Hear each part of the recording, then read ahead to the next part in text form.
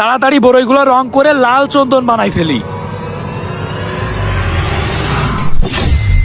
এই তো হয়ে গেছে কাজ।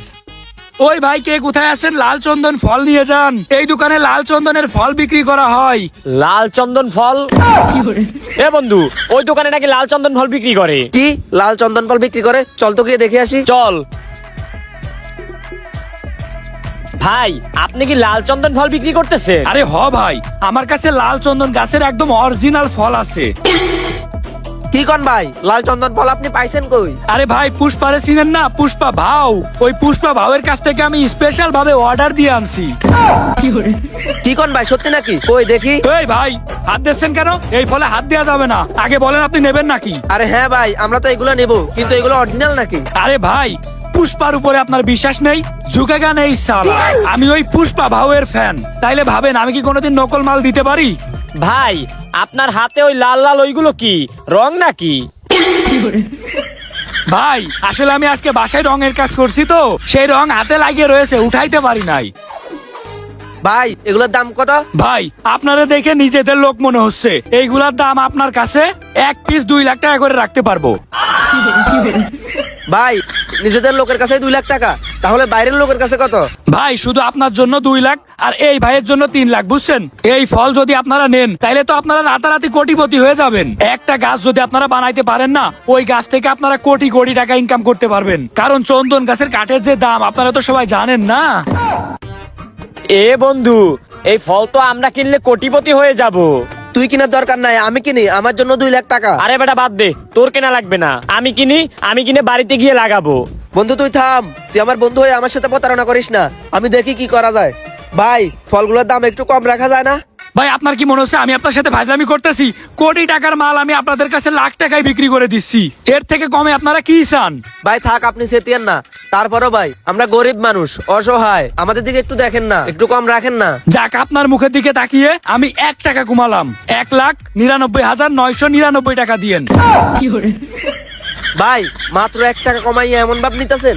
কি 1 টাকা আপনাদের কাছে মাত্র মনে হচ্ছে? 1 টাকার কত মূল্য আপনারা জানেন? 1 টাকায় কত কিছু হয় আপনারা জানেন? ভাই আপনি রাগ করেন না, আমি ফল এগুলা নেবো, তার আগে আমি আমার ভাইয়ের কাছে একটা কল দিয়ে শুনি লাল চন্দন ফলের দাম কত। ঠিক আছে, শোনেন।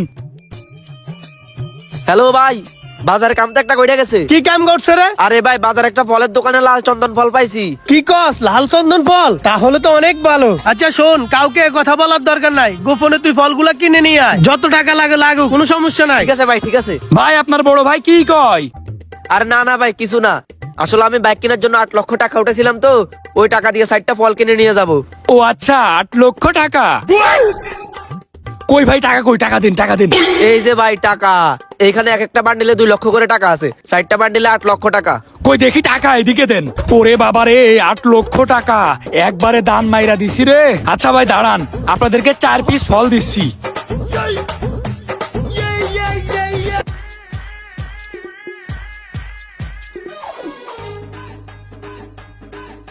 এই যে নেন ভাই। ঠিক আছে ভাই, আপনাকে অনেক ধন্যবাদ। এই বন্ধু চল। পাইয়া গেছি টাকা, আমার আর হেরিকেন জ্বালায়ও খুঁজে পাওয়া যাবে না। কি রে, তোদের লাল চন্দন ফল কই? এই দেখেন ভাই, লাল চন্দন ফল। এবার কিন্তু আমরা লাভ করে ফেলছি। আয় হায়, লাল চন্দন ফল। ইস, কত টাকা নিল রে? ভাই মাত্র 8 লাখ টাকায় 60টা ফল। এই 60টা গাছ যদি আমরা বিক্রি করতে পারি, 400 কোটি টাকা ইনকাম করতে পারবো।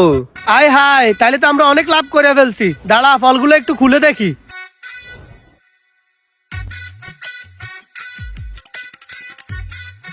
কি রে, এটার উপরে মনে হইতেছে রং করা, আবার দেখি সাইড দিয়ে সবুজও, দেখি তো। আরে হালা, এটা তো বড়ই। কি কোন ভাই, এটা বড়ই? কই দেখি। ভাই এটা কি হইলো? 60টা বড়ই বিক্রি কইরা আমার কাছ থেকে 8 লাখ টাকা নিয়ে নিল। হালা, তুই কি বলদ নাকি? তুই একবার দেখে নিবি না? এখন আমি একা বলদ, তুইও তো ওখানে ছিলি। আচ্ছা হয়েছে, এখন আর কান্নাকাটি করে লাভ নাই, চল দোকানদারের কাছ থেকে টাকা ফেরত নিয়ে আসতে হবে। আমারে তো চেনে না, আজকে ওরে দেখাই চালমু মজা। কি রে, দোকানদার কই রে? এ দোকানদার সাময়িক সময়ের জন্য পালাতক।